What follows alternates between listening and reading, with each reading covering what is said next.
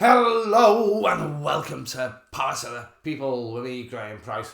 Well, it's a little over 6 weeks now since the local elections last May, when once again general apathy and political ignorance led to a large amount of people voting for the most racist, fascist and frankly incompetent party of crackpot twatwits that politics in this country has seen for a long time.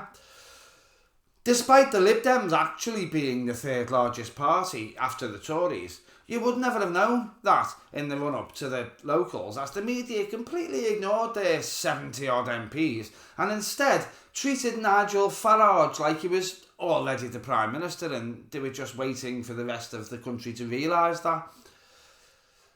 Now, of course, there is a hardcore harem of Farage-loving fuckwits who would literally let him shit in their eyes and then claim they could see gold. But really, the local council election results were an indication that people who didn't want to vote for either of the main parties hadn't really put much effort into examining what reform really are.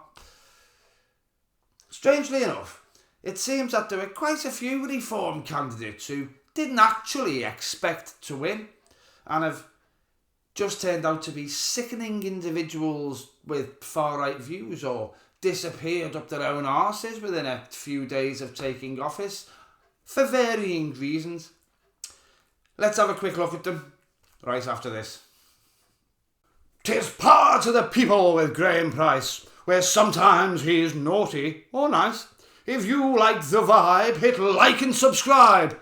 But don't hit the like button twice. Thank you. The first Reform councillor to leave her position was Donna Edmonds.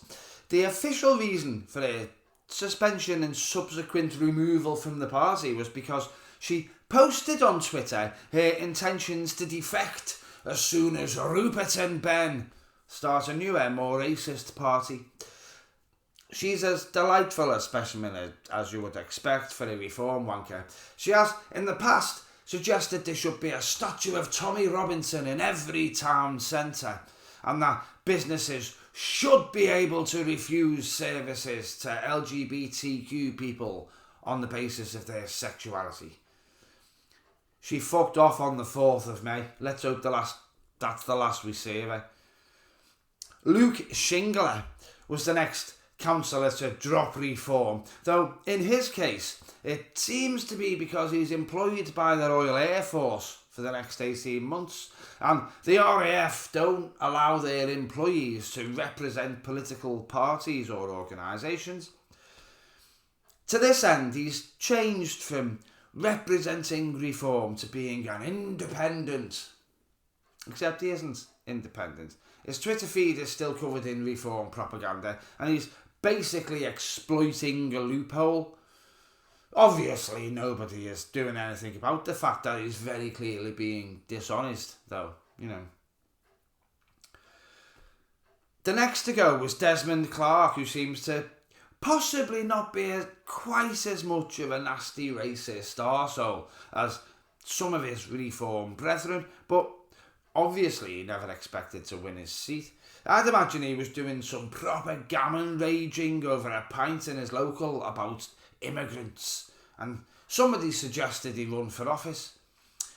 He took a look at the position once he actually won, though, and he decided being a professional racist isn't as enjoyable and lucrative as his current career in social care, so he's stepped down after less than a week in office. Bye-bye, dickhead. Andrew Kilburn was next. He's another regressive reform wrong'un that was forced to resign because he lied on his application form for being a councillor and decided not to declare that he actually already worked for the council. Rules demand that anybody who is employed and then elected must immediately stand down from their position. And he clearly never wanted to do that, did he? So, you know, he never expected to win anyway. So he just decided to tell lies when he was filling in the form. Maybe he thought running for election would be a great way to meet fellow bigots and racists and all just a bit of far-right fun. Then got a shock when he was actually elected. Wayne Tickley is next. Now there's a name that could be quite self-descriptive. Wayne claimed he was stepping down for personal reasons. Nothing at all to do with the fact that he posted a series of tweets suggesting boats crossing the channel should be peppered with gunfire and then the occupants left to drown. He's since deleted those tweets, but he's not made any sort of apology or suggested that he might have changed his mind in any way. Of course. Nigel Farage said that it was disappointing to see the amount of abuse that Mr. Tithead suffered online. I mean, all the guy was trying to do was suggest that we should start slaughtering innocent people in the channel. How could anybody be angry about that? Next up is Mark Broadhurst, who was ejected from Reform for another series of hateful tweets in which he compared Muslim women's clothing to bin bags and posted a picture of Hitler, saying he would be a legend if he had killed 6 million Muslims instead of 6 million Jews. He sounds like a lovely fella, doesn't he? I wonder how many people who refuse to vote Labour or Tory because they're all the same actually wanted a Nazi-loving racist to take office instead. Political apathy strikes again, eh? Adam Smith was the next to go, just 34 days after taking office, and it would seem there is some mystery around this one. He's now sitting as an independent after Reform removed the whip for concerns regarding his conduct. They haven't told us what these concerns are or what was so disturbing about his views or conduct that they can't keep him in the most racist party there is. But I can only guess the man is in some way an absolute monster, and they found out in time to do something about it before the press report on it. John Bailey is the next refucker to walk away from his newly elected position. Now, I can't say much about this guy because I couldn't find much information about him really.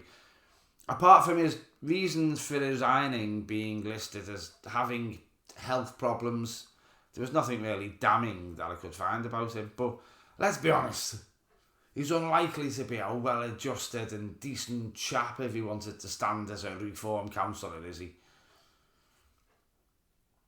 Daniel Taylor is the final fuck nugget to have been ousted by Reform because of an undisclosed police matter. I can't find out much more than that, but he was part of Kent County Council's Reform element, but is now sitting as an independent, drawing much criticism from people in the area who are demanding a by-election. However, he has resisted this and insisted he will complete his 3.5-year longer term. What a fucking liberty, the arrogant bastard. And this is all after Nigel Farage insisted he had some sort of marvellous vetting process going on for his candidates. This is the type of people they choose for councillors. Imagine the type of MPs they choose. Good Lord. Thank you for watching if you've gotten this far. How many more cyan blue shitbags do you think will resign or be removed from office when it comes out that they're dishonest or disgusting or deplorable in some other entirely predictable way? I think there'll be quite a few more, yes, don't you? I'd imagine very few Reform backing bellends will have gotten this far into this video. But if you're one of the dumb, gullible idiots that was fooled into voting for your local far-right racist by Nigel Farage and an avalanche of propaganda through your letterbox, then you go right ahead and explain to me why you thought it was okay to vote for these people. I can't deny that I have very little sympathy or empathy for those who actually do know what Reform are and vote for them anyway, but I'd imagine there are a lot of people who just didn't want to tick the box next to the Tories or Labour and didn't actually realise what they'd been fooled into voting for. Britain's most dishonest and incompetent party. I'd like to hear how those people feel and get their opinions on the fact that they've basically outed themselves as either really politically ignorant, kind of stupid, or probably racist. Or all three. I suppose you can have a stupid, arrogant, politically naive racist, can't you? And if you did, he'd definitely vote for Nigel, wouldn't he? I'm not saying all Reform voters are racist, but all the racists vote for Reform, don't they? Bit like Brexit, really.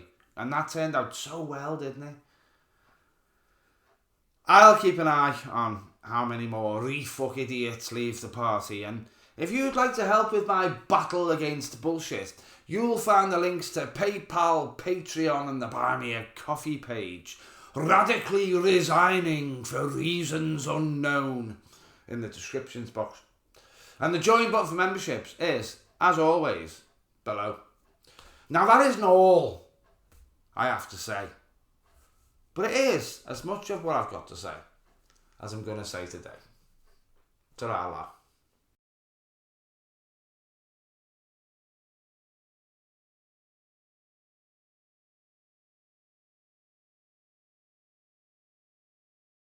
The official reason for his suspension and subsequent removal